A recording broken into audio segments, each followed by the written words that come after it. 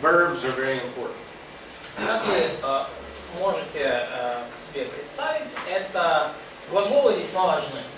Verbs, yeah? Yes. So let's look at the verbs in this sentence here. И давайте рассмотрим глаголы вот в этом предложении. John 8:31 and 32. Иоанна 8, 31, 32. Now I'm going to flip this to Greek. So let's look at the Greek verbs here. Я вот это на греческом сейчас вам покажу. Давайте посмотрим на греческие глаголы. Now our own language is nice. That's where you get, know what it's about. You know what it is? English or Russian. That's a good thing. Наши родные языки, перевод на родные языки, конечно же, они прекрасны, и из них мы узнаем, о чем вообще стих. But the writer wrote it in Greek. Но давайте посмотрим, как это записал автор, как он записал это на греческом. So here's all the verbs. We've got 6 verbs. Это все глаголы в этом тексте, их 6. Now they're all in different tenses. И все они в разных временах. And you can probably see that in your own language. И вы, наверное, это можете видеть даже в своем собственном языке, в своем переводе. But notice how John builds the thought with the verb tenses. Но посмотрите, как Иоанн выстраивает ход мысли, используя времена глаголов. He begins with an imperfect tense. Он начинает с несовершенного времени, имперфекта. Now, there are actually 3 past tense verbs here. И в этой фразе, вообще говоря, есть 3 глагола в прошедшем времени. Now, one thing to pay attention in the Greek verbal system is this. И один момент, который нужно внимательно отслеживать в системе греческих глаголов. The imperfect tense is used for like taking a motion picture. Время имперфект используется для описания истории в действии, да, то есть какое-то событие, которое разворачивается вот прямо. The aorist tense is used like for a snapshot. Время аорист это как будто вы делаете съемку, да, то есть имперфект это видео, картинка, да, а аорист это фотоснимок. So if you saw a child running across the parking lot. То есть если вы видите ребенка, который бежит там по парковой дорожке.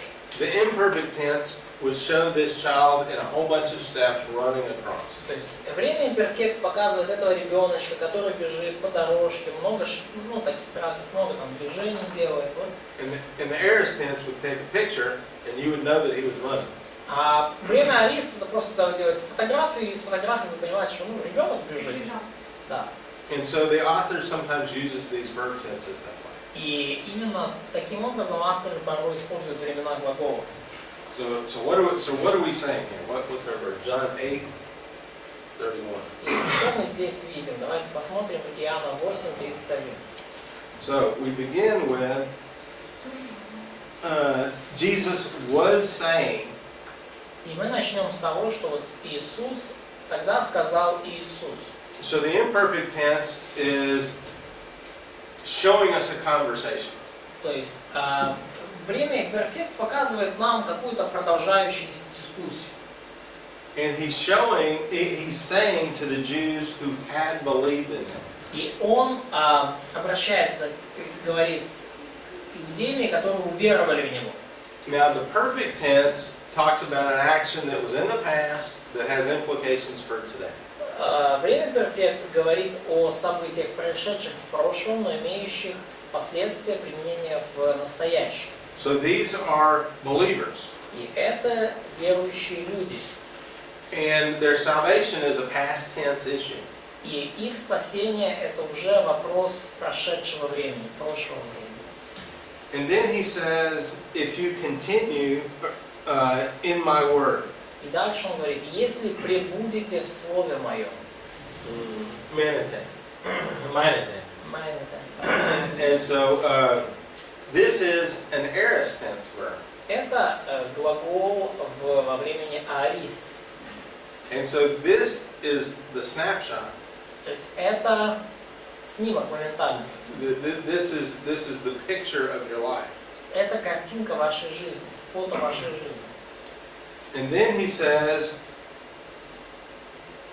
he uses a present tense verb. И потом он использует время, ну, настоящее время.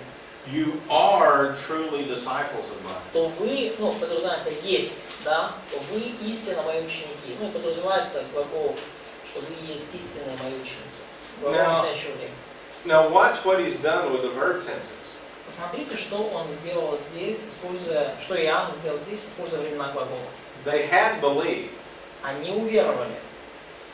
And if they continue in the Word of God, И если они продолжат оставаться в Слове Божьем, they now are something. То они тогда в настоящее время кем-то являются. Now, in your observation, what does this mean in relationship to the word disciple and believer? I'm sorry, if they continue, It says, if you continue. If you continue. Yeah. Да. It is aorist tense, and sometimes we make that past, but in this case it's the snapshot. So, да. И что это вот понимание, как это влияет на наше понимание того, кто есть ученик? So, what's the relationship between having believed and being a disciple? Какие взаимоотношения, ну какая взаимосвязь терминов уверовать и быть учеником, быть истинным учеником? Уверовать — это точка историческая. So that to believe is a point in time. А быть учеником — это продолжительное действие. But to be a disciple is a continuous action. Yes. Да. And what is the relationship in time? Какая взаимосвязь по времени между тем и тем? По времени. Щоб бути учнями, треба увірувати. To be a disciple, you should believe first. Of course. Да, конечно. Now look what he does now. Но посмотрите, что он дальше делает. Future tense. Будущее время. And so, as a disciple, now there are future consequences. И как, ну, если вы являетесь учеником, то у этого есть вечные последствия. You will know the truth, Вы познаете истину, and the truth will make you free. и истина сделает вас свободными. So, knowing the truth, is that for the believer or the disciple? Познание истины – это для верующего или для ученика? Ученика. For disciple. Is the freedom for the believer or for the disciple? Свобода для верующего или для ученика? Ученика. For disciple. That's right. But the offer of a disciple is for the believer. Но предложение быть учеником относится к верующим. Да, то есть. Now the future tense gives us a potential, something that could happen. Будущее время указывает нам на потенциальные события, возможные, то, что может случиться. Now, when you're reading the Gospel of John, you'll notice some things about the way he writes. И когда вы читаете Евангелие от Иоанна, вы отметите кое-что о его способе, ну, его стиле письма. He writes with very simple vocabulary. Иоанн пишет, используя очень простое словарь. То есть количество слов, которые он использует, очень ограничено. In Greek class, read John first. Если вы изучаете греческий язык, начинайте с изучения Иоанна. But John uses the structure of the language in a very complex way. Но Иоанн использует структуры языка очень таким замысловатым, сложным способом. То есть слов мало, слова простые, но структуры используются очень такие. You see how he uses the verbs? Видите, как он использует глаголы? And we've already looked at a passage in John where he used cosmos in several different ways. И мы уже видели вот эти отрывки в Иоанна, когда он использует слово там, мир, космос самыми различными способами. It's the structure of John's writing that makes it a little more complex. Именно структура того, как записывает Иоанн вот эти мысли, делает их изучение понимания сложновато. Now let's look at a point of observation that a biblical author makes. И давайте рассмотрим, как библейский автор делает наблюдение.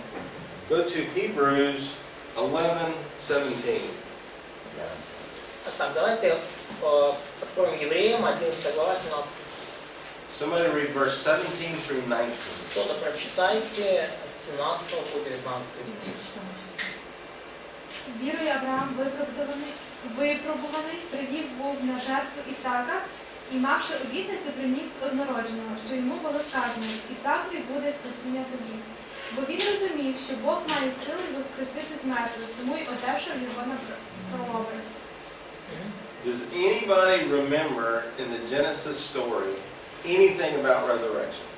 Кто-то что-то в истории, которая описана в книге «Бытие», кто-то что-то помнит о воскресении из мертвых? No. Where did he get resurrection out of Genesis 22? Где автор послания к евреям нашел, откуда он вытащил из Бытия 22 воскресение из мертвых? Толкование. А? Толкование. It's his interpretation. It's an observation. Нет. Well, no, yes, you're right. It is an interpretation. Да, это его толкование. Да. But it begins with an observation. What did he see? Оно началось с наблюдения. И что автор послания к евреям увидел в этой книге? What is the subject of that verse? Какой субъект, да, кто действующие лица в глаголе? Я и сын, я и сын пойдем туда. We together, me and my son. That's right. Я и сын пойдем туда и поклонимся и возвратимся. So how is Abraham going to sacrifice him and return? Но каким образом Авраам собирался пойти принести сына в жертву, а потом вернуться? Он верил. But he believed what? Он верил чему? Что Бог сказал. Не, Авраам сказал, Бог усмотрит тебе Агнца. Почему он верил? Потому что от Исаака Бог сказал, произойдет тебе. He believed in promising God that from Isaac there would be your offspring. That's true. That is the root of his belief. Вот это был корень его веры. Это That's the основание. foundation. Это основание. But Abraham was also obedient. Но Авраам также был послушен. And that's what we read in James, is he was obedient to sacrifice Isaac. И вот это то, что мы видели в книге Иакова, да, что Авраам был послушен вплоть до того, чтобы принести в жертву Исаака. So we can assume, as we read this story, Abraham intends to sacrifice Isaac. И мы можем предположить из этой истории, что Авраам намеревался принести Исаака в жертву. But because of the promise, he knows both will come back off the mountain. Но благодаря своему обетованию, полученному им обетованию, он знал, что они оба вернутся с горы. What's the only way that can happen? И какой единственный способ, как это могло случиться? That God will raise Isaac from the dead. Что Бог воскресит его. Now, what does Hebrews say? Но что автор Go back послания to our passage again. Евреям говорит? 11:17 евреям возвращаемся. It says here that this is a type of resurrection. И сказано здесь, что вот это было предзнаменованием, прообразом воскресения. So Hebrews doesn't say it was a resurrection. То есть послание к евреям не говорит, что это было воскресение из мертвых. He says this is going to be a type of resurrection. Сказано, что это было предзнаменование. Now, he gets this because he's observing the text. И автор послания к евреям дошел до этой мысли, потому что наблюдал текст книги Бытия. And the only way that he can come to this conclusion is the subject of a verb. И единственный способ, которым автор послания к евреям мог прийти к этому выводу, это то, что он видел, подлежащее, да, в этой фразе, да, пойдем, вернемся. Автор послания к евреям увидел субъект, да, подлежащий, я и мой сын. Because Abraham said, we will return. Авраам сказал, мы вернемся вместе. All right, so let's take an analogy. Итак, давайте возьмем такой take an analogy. An analogy. Let's look at an analogy. Давайте возьмем вот аналогию. Now, there's three elements of literary structure. И есть три элемента литературной структуры. Now remember our bridge that we had going across? We had grammatical structure and literary structure. И помните, да, у нас была такая картинка с мостом, да, и мост проходит по двум опорам. Грамматическая структура и литературная структура. So we've gone through the grammatical structure. То есть мы с вами как-то прошли через грамматику, да, грамматическую структуру. Now let's look at literary structure. И переходим теперь с вами к литературной структуре. So there is, first of all, there's a genre of literature. То есть, во-первых, мы здесь видим жанр And литературы. we'll list these in just a minute. И мы перечислим жанры через несколько минут. In that genre, there's an organization of the material. И в данном жанре также мы имеем такое понятие, как организация материала. And within that organization, there are figures of speech that's used. И внутри, помимо, как подраздел этой организации материала, есть образные выражения различные. So we're going to talk about genre. То есть мы поговорим о жанрах, We'll talk about the organization in the genre. мы поговорим об организации материалов в конкретном And then we're going жанре, to deal with figures of speech. и потом поговорим по поводу образных выражений. Now the analogy of this is looking at the inside of a house. А аналогия этого – это то, как вы будете смотреть на внутреннее устройство дома. So as you move around a house, you're going to go into a particular room. То есть, когда вы заходите в дом, то вы, вы не в квартиру, вот вы заходите в какую-то конкретную комнату. So the first question is, what room am I in? И первый вопрос, который вы себе задаете, что это за комната? I'm in the kitchen, I'm in the den, I'm in the bedroom. The den is... The living room. Да, то есть, есть, например, кухня, гостиная и спальня. Each room has a different purpose. У каждой комнаты своя цель. Now the organization of the material is the way you put the furniture in the room. И организация материала – это то, как вы в...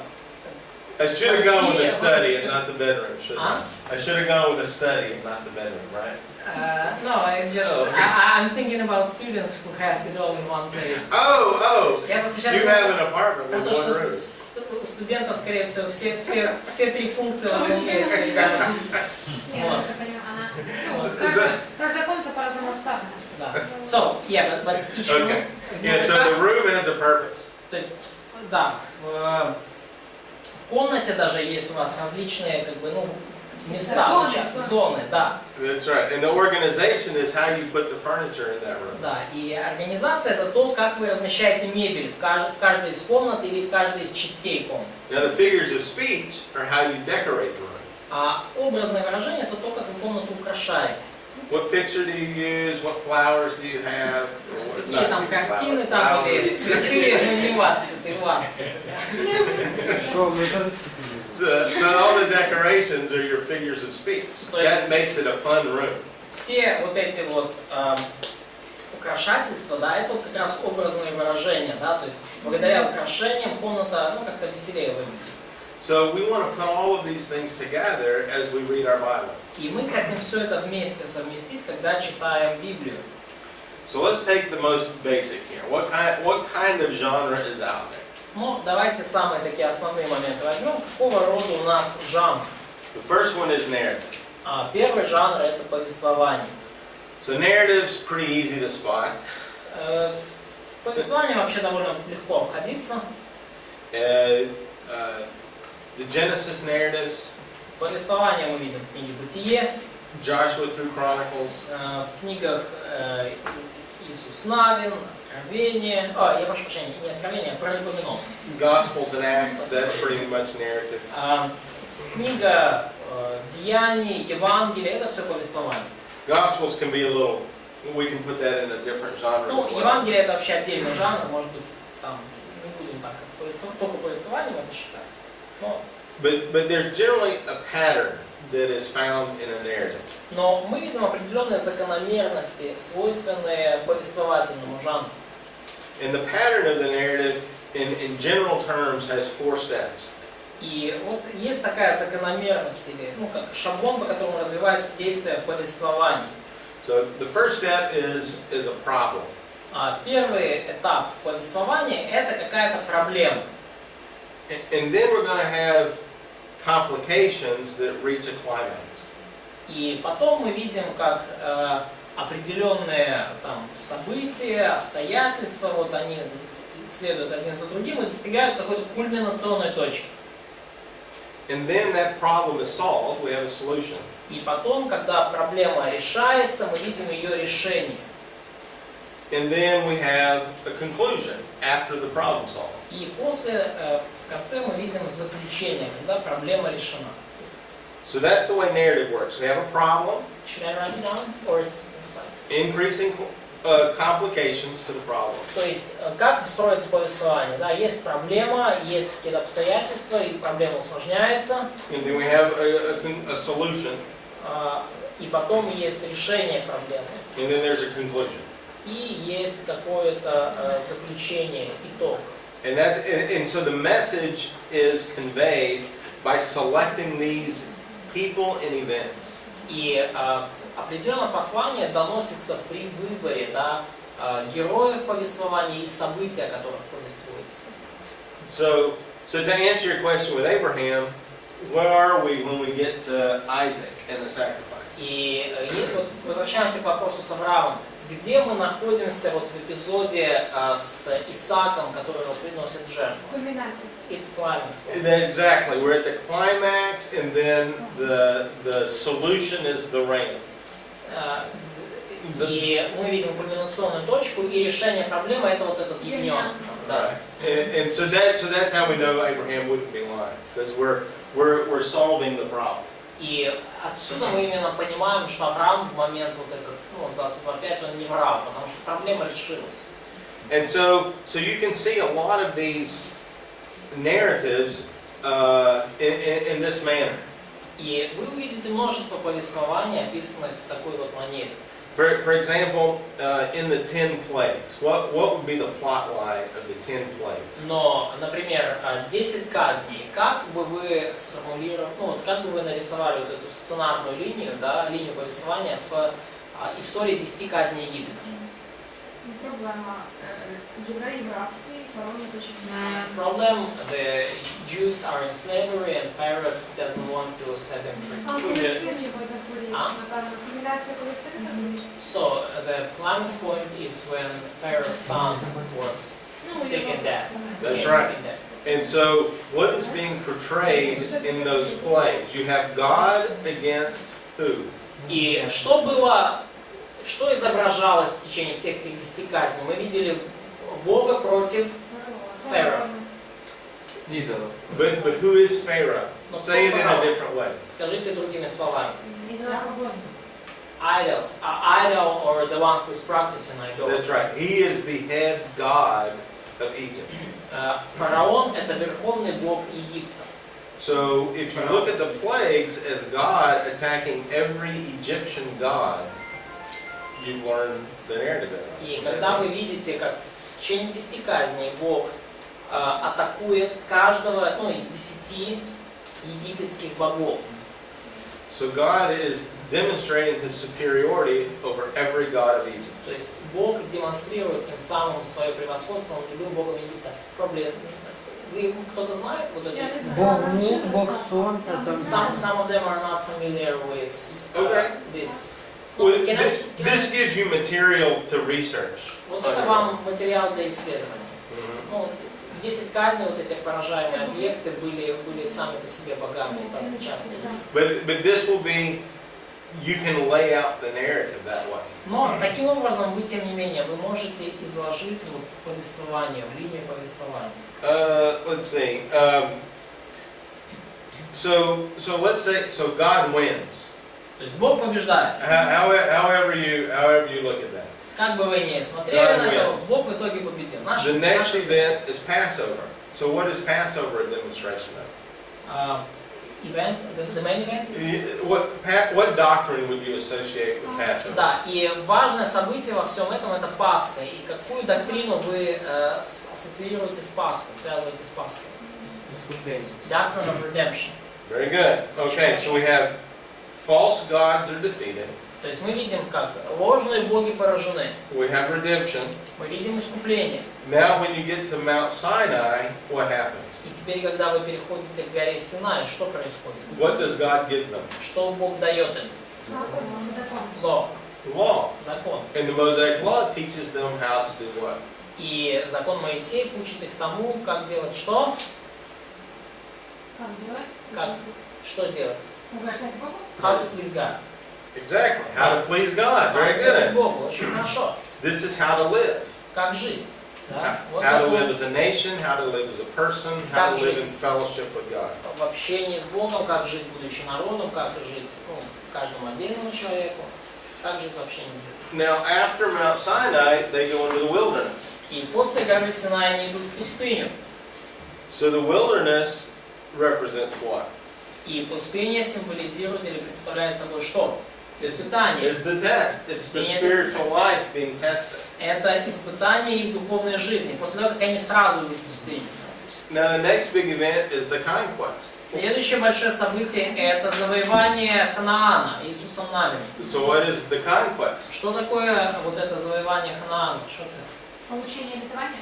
The receiving of the promise. Receiving the inheritance or victory. Получение наследства, победа.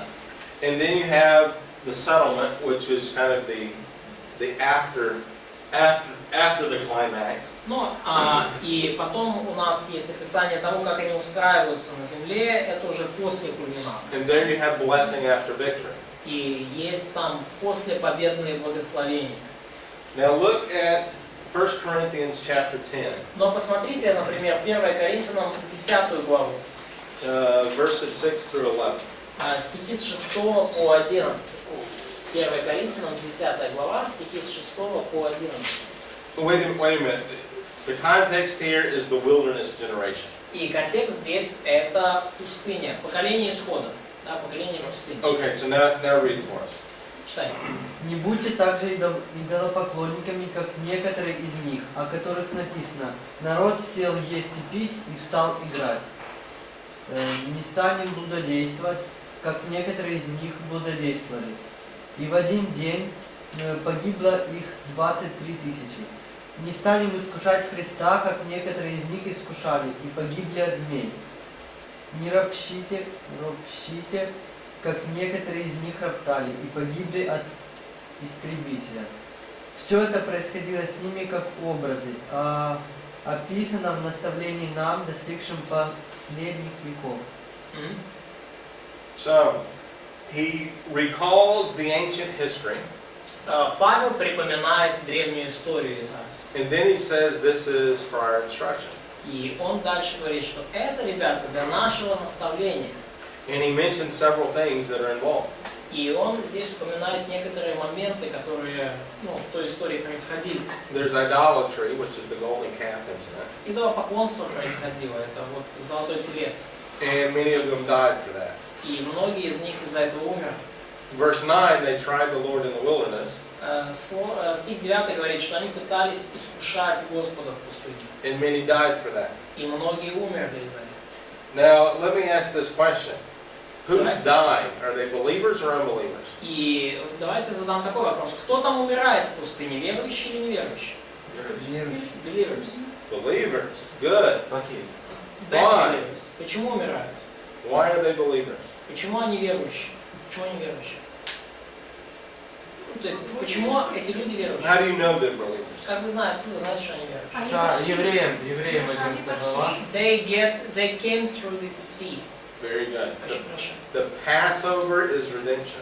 Потому что история Пасхи – это искупление. Everyone took Passover. Все приняли пасхальные, все участвовали в Пасхе. So when you get the deaths afterwards, what is the death for? Is it for being an unbeliever or is it not living the spiritual life? И когда мы видим смерть в пустыне, что это за смерть? Это смерть неверующих людей или это смерть в результате слабой духовной жизни? Дисциплина. It's a sin to death, it's spiritual discipline. That's right. It's Да. because God gave them a spiritual life that they rejected. Это потому что Бог дал им духовную жизнь, но они отвергли ее. Now at the end of this, when we get to a book, the book I want to look at is Hebrews. И we get to that. Yeah, we're going to get to that next week. И мы доберемся до этого на следующей неделе, мы рассмотрим одну книгу, и книга будет послание к евреям. One of the key examples in Hebrews is Moses and the wilderness generation. И один из ключевых примеров послания к евреям – это Моисей и поколение исхода, поколение пустыни. Now, when it talks about the wilderness generation not getting an inheritance, who is he talking to? И когда автор послания к евреям говорит о поколении исхода в пустыне и Моисея, к кому он при этом обращается? К верующим в Коринфе. To believers in Corinth? Or... That's right, the believers. Ну, The wilderness generation was saved at Passover. Поколение исхода, поколение пустыни было спасено в момент первой Пасхи. So when they did not get their inheritance, does that mean they weren't saved, or is there something besides salvation? Когда они не получили своего наследства, значит ли это, что они не были спасены, или это что-то помимо спасения? Помимо спасения. It's something besides it. Exactly. And so Moses did not get his inheritance. Moses did not. That's right. He didn't enter the land. И Моисей тоже не получил своего наследства, он тоже не вошел в землю. So he's part of that generation. И он тоже часть этого поколения. So we want to understand the narrative in its sequence. И мы хотим понять повествование и последовательность событий в нем. And as 1 Corinthians tells us, it's our example. И как говорит нам 1 Коринфянам, это все образы, примеры для нас. Now there's other types of narrative. И есть другой вид повествования. Some are related to biographies. И некоторые из них относятся к биографии, то есть некоторые повествования являются биографиями. And so part of the narrative is character development. И частью повествования является то, как развивается характер персонажа, да, то есть история какого-то отдельного персонажа. So let's take another concept here, another part of Scripture. Ну, давайте возьмем другую здесь концепцию, другой отрывок Писания. Genesis 37 through 50 is the Joseph story. И Бытие с 37 по 50 главу это история Иосифа. But within that Joseph story, there's a character change in that story. Но character of Joseph changed, yeah? No, not Joseph. Character changed. There is a character that changes. Да. Мы видим вот, что в течение вот этой всей истории книги Бытия меняются действующие лица, главные герои меняются. Now, in Genesis 38, does anybody know that famous chapter and who's involved in Genesis 38? Когда вот мы видим Бытие 38, да, то есть кто помнит, кто там герои этой главы знаменитой Бытие 38? А? Нет. My pastor calls that. Potiphar's wife? No, that's this is Judah. My pastor calls that the X-rated chapter. X-rated. X-rated. Да. It's almost pornography. Да, мой пастор называет 38 главу Бытие, типа глава только для взрослых. Там практически, да, там такие события изображены. There's Judah and Tamar. Иуда и Фомарь. We've got prostitution and all kinds of Там dicey things. и проституция, и куча всяких нехороших вещей. Yeah. So in that chapter, what do we get from Judah's character? И в этой главе что мы видим в характере Иуды? А? He is not very reliable, man. Very good, very good. He acts like a Canaanite. Он ведет себя как хананей. Now, in that story, as you go through, remember Joseph becomes Pharaoh, and then his brothers come down to Egypt. И вы помните, как в этой истории дальше идет действие, Иосиф становится там правой рукой фараона, его братья идут в Египет. Joseph tests his brothers, and then he pins the silver cup on Benjamin. И Иосиф испытывает своих братьев, потом он эту серебряную чашу подкладывает Вениамину. And then in Genesis 46, somebody stands up, and he's a substitute for Benjamin. И в главе 46 кто-то вызывается стать заменой Вениамину. Стать на место Вениамина. Judah. And so, as you read that series of chapters, И когда вы читаете вот эту серию глав, you want to watch the man change. вы увидите серьезную перемену. that's part of the narratives, is to watch the characters change. Это часть повествования. Вы видите, как меняются действующие лица. We've already mentioned Abraham. Мы уже You see упоминали how Авраама. Abraham changes. And that's an example of Judah changing. Мы видели перемены в его характере во время течения повествования, и теперь мы видим перемены в характере Иуды. So when you read a narrative, you want this to be on your mind. How does he change? И когда вы читаете повествование, вам нужно держать в уме, как меняется действующее лицо, как изменяется герой. In the Kings and Chronicles, there's a comparison.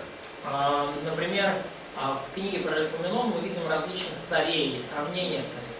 Who are all the southern kings compared to? С кем сравнивались все цари Южного царства? With David. David, yes. С Давидом. He was like David or he was not like То David. есть про всех царей сказано, был как Давид или не как Давид. Now in the northern kingdom, И в Северном царстве, who are they compared to? с кем они сравниваются? Jeroboam. Jeroboam. Jeroboam. Does anybody know what the sins of Jeroboam are? Все кто-то знает, в чем был грех Jeroboama? А он место поклонения изменил. So he changed the place of worship. Exactly. He did a lot of things, and so Он много чего the sins of Jeroboam is mentioned about 15 times. И грех Jeroboama упомянут 15 раз. In Chronicles, yes? Yeah, in Kings. In Kings. В книге Царств грех Jeroboama упомянут 15 раз. I had it looked up here, but my logos failed on me. Хотел только еще посмотреть, только мой софт что-то делал. Very good. Вот. Okay, so this phrase right here is sins of Jeroboam. И вот здесь подчеркнута как симфония фраза «грехи Яровама» или «грех Яровама». But each one of these is a different king and is compared to the sins of Jeroboam. Но каждое из этих упоминаний – это описание какого-то из царей. So if you were doing a Bible study on kings, what would you want to know? И когда вы делаете изучение в Библии касательно истории царей, что вы хотите знать? А? Яким же ж був цей Єровоам? Що за гріх Єровоам? So what was the sin of Jeroboam? What was the sin of Jeroboam? В чем же был его грех? So you would go find that out. You would go look at Jeroboam's life because all the northern kings are compared to him. И вы тогда начнете изучать жизнь Яровама, вы будете разбираться, что он такого сделал, что все северные цари с ним сравниваются. And so as we move forward, we're going to see things that are repeated are very important. И мы чуть-чуть позже уже упомянем то, что все то, что в Библии повторяется, то важно. But this is a concept that drives your narrative. Но вот эта концепция, которая направляет повествование. So when you're reading narrative material, you want to start looking for these things. И когда вы читаете повествовательный материал, то вам нужно начинать обращать внимание на все эти вещи. You have a conflict, so what is the conflict? Есть какой-то конфликт, есть какая-то проблема, в чем она заключается. And if you identify this well, then you can trace how it is complicated and resolved. И если вы наблюдаете внимательное повествование, то вы уже начинаете видеть, как вот наслаиваются одно на другое обстоятельства, как проблема усложняется и в итоге разрешается. So another, moving on from narrative now. И теперь мы уже все, мы закончили с повествованием, еще один жанр. Poetry. Поэзия. Poetry is quite popular. Поэзия вообще довольно такой странный, интересный жанр. There are actually books that are entirely poetry. То есть есть некоторые книги целые, которые вообще целиком поэзия. So Job, Psalm, Proverbs. Это книги Иова, это книги притч, это книги псалмов, Ecclesiastes and Song of Solomon. Экклезиаст, Песни песней. Now you may actually have an entire class on Hebrew poetry. They already have. You already At least have. half of them already have. Okay. И у вас может быть целый курс по еврейской поэзии, и у половины из вас он был уже. So this is just overview. This isn't teaching you how to И examine я poetry. просто даю вам обзор, я вам сейчас не объясняю, как читать поэзию. But you want to take poetry and treat it as poetry. Но вам нужно, когда вы находите поэзию, обращаться с ней как с поэзией. You're going to look at parallelism. Вам нужно наблюдать в поэтических текстах параллелизмы, So it's either synonymous or with opposites, Antithetical. antithetical. Yeah. синонимические, антитетические. Помните, да? Что значит 115? 115 песни Мариам, которые они запели, когда по морю прошли. Одна глава. Одна глава. So poetry is its own genre. То есть поэзия это отдельный жанр сам по себе. There's also Proverbs in Также притчи являются особым жанром. and in Proverbs. Are those guarantees or are they general terms? В притчах там что, гарантии какие-то даются, что если так себя вести, так будет? Или это просто какие-то общие принципы жизни? Ну, есть гарантия, есть гарантия. There are some guarantees, she says. Maybe so. Шельди. Це я думала, що так і є, що це гарантія. I was thinking, God, I said that that's a guarantee. There are guarantees. Proverbs describe the way the world should work. Притча описывает то, как, по идее, должен работать мир. And there are exceptions. И есть исключения. So it's kind of cause and effect, general cause and effect. General cause and effect. То есть это, да, обычная причинно-следственная связь. But they're not promises like God says, you do this and you will have $1 million. Но это не обетование, как если бы там Бог сказал, вот делай это и будет тебе $1 миллион. They're just general ways the world works. Это просто общие принципы, общие причинно-следственные связи, по которым работает мир. And so Proverbs are very short. И притчи, как вы заметили, очень краткие, очень And so with that, лаконичные. sometimes they're double entendres, Да, ну, with the two meanings. да, и из-за этого порой в притчах можно какое-то двойное значение прочитать. And they make you think about it. И как раз таки притчи и хотят, чтобы, ну, цель притчи, чтобы вы начали задумываться об этом. Because there's many different circumstances that one proverb can apply to. Потому что как, многие притчи могут быть применены к различным, разным жизненным обстоятельствам. There are epistles. А есть послания, Epistles are ну или письма, да, столярный жанр, письма. they're letters, and there's two types. Послания это письма, по сути своей, да, и There's doctrinal discourses like Romans, И послания этих двух видов бывают. Это какие-то доктринальные обсуждения или утверждения, как послание к римлянам, например. and they're practical instructions like James. И практические наставления. Это как послание, то есть доктринальные трактаты или доктринальные какие-то рассуждения и практические наставления. Доктринальное рассуждение на римлянам, практическое наставление Иакова, к примеру. So when you read these letters, you want to first of all find out who are they addressed to. И когда вы изучаете вот эти все послания, в первую очередь нужно выяснить, кому они адресованы. And that's going to have a lot to do with what it's about. И это очень сильно взаимосвязано с тем, о чем послание. If it's a doctrinal discourse like Romans, И если это какое-то доктринальное рассуждение, как книга Римлянам, например, you want to follow his flow of thought. то вам нужно следовать за развитием мысли автора. Because it's going to be very logical. He's going to go from one thing to the next, and it's going to build on itself. Потому что все там будет очень логично, он будет переходить от одной вещи к другой, и одно будет надстраиваться над другим. Another type is apocalyptic literature. Еще один вид, it's a separate genre, Separate genre. Да, и отдельный жанр это апокалиптическая литература. Это отдельный жанр, это не связано с посланием. And this would be Revelation primarily.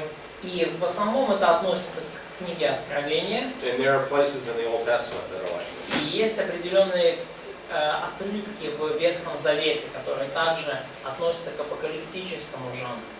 Now, the things you're going to see in apocalyptic literature is very dramatic. И то, что вы увидите в апокалиптической литературе, это то, что очень драматично развиваются события. The language is very symbolic. Язык там очень символический. Now, we're going to get into literal interpretation, and that still follows in apocalyptic literature. Ну, мы, so you could use literal interpretation in this apocalyptic. Yep. Да, мы уже касались с вами вопроса буквального толкования, да, ну, когда говорили как описание, как о договоре. И во многом такое буквальное толкование можно применять и к откровению также. Because each of these symbols has a specific meaning. Поскольку каждый из символов книги Откровения имеет конкретное особое значение.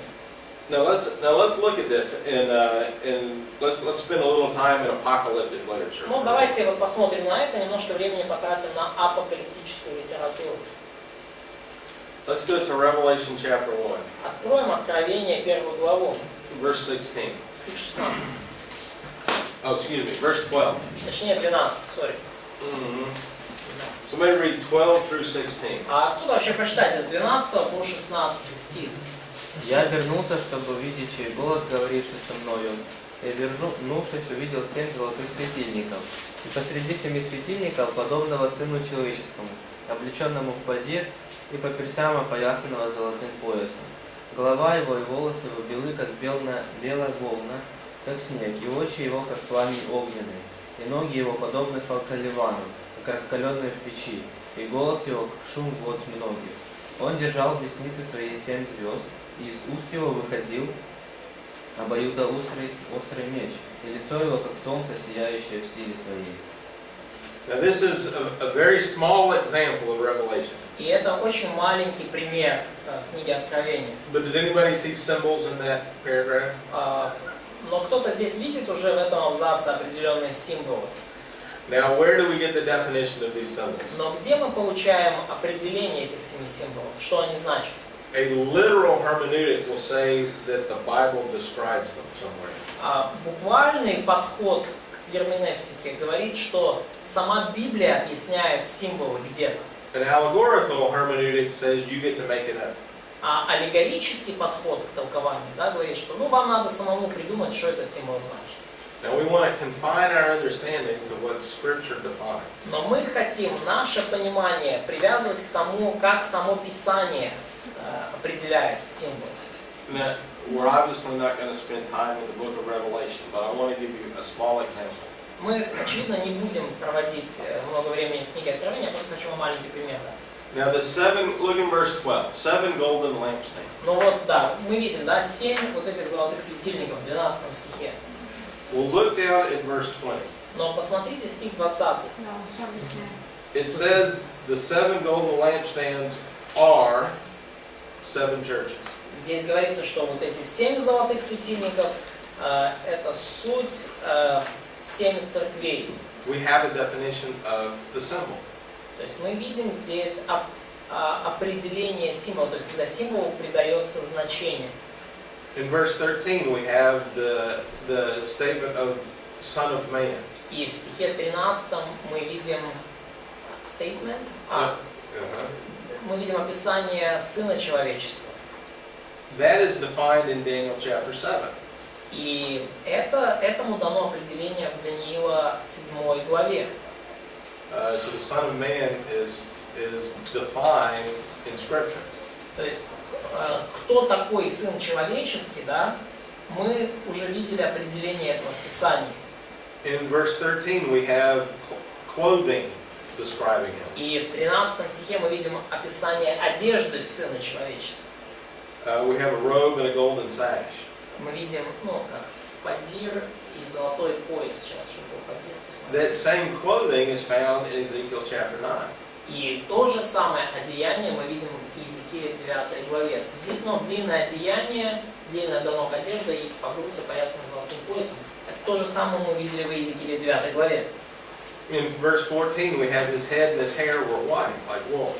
И в 14 стихе мы видим, что голова его и волосы белые, как белая волна, как снег. those are terms that are related to the Father in Daniel 7. И вот эти термины, они относятся к Отцу в Даниила 7 главе. In verse 14, he had eyes like flames of fire, and in verse 15, his feet like bronze. И в 14 стихе мы читаем, что очи его как пламень огненный, и ноги его подобные, халкаливану, то есть бронзе. Нет, у меня в одном переводе бронза, в другом видите, хорошо. Those are found in Daniel chapter 10, verse 6. И все это мы видим в Даниила 10 главе 6 стихе. And since we're about out of time, I will just summarize by saying all of those images are found elsewhere.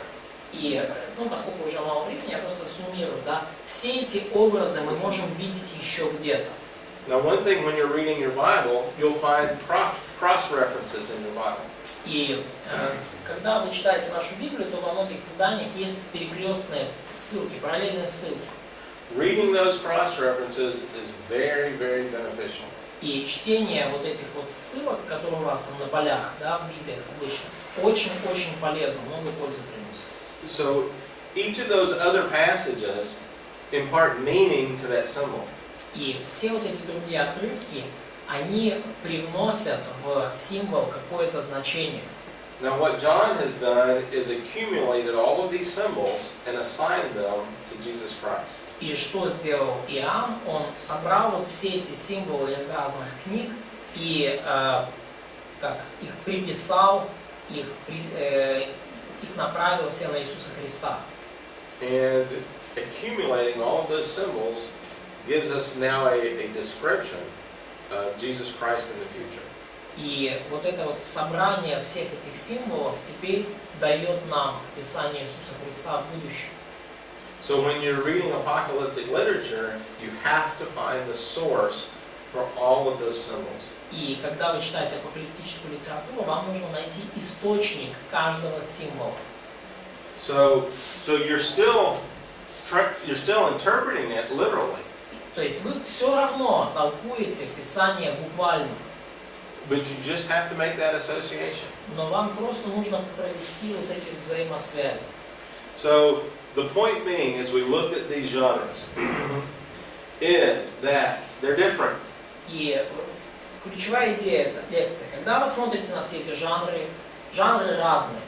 And you have to treat each one of them based on how it's structured. И потому каждый жанр нужно исследовать, и к каждому из жанров подходить на основе того, как этот жанр устроен. And so if you understand each of these types of genres, you can move around the room and you can enjoy the features of that room.